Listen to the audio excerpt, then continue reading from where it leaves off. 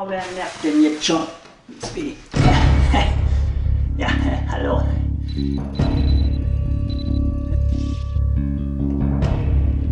Sarah Connor. Sarah Connor? Boah, ich hab's doch extra reingeschrieben. Die wohnt hier nicht.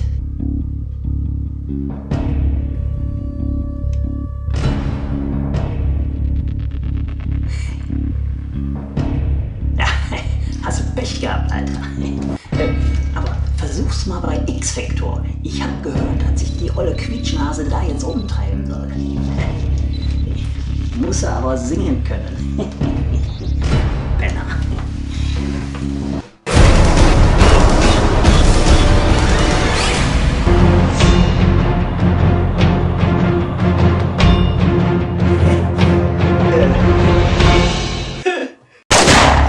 Singen kann ich. Ja, ihr wollt den Termi jetzt bestimmt singen hören, oder?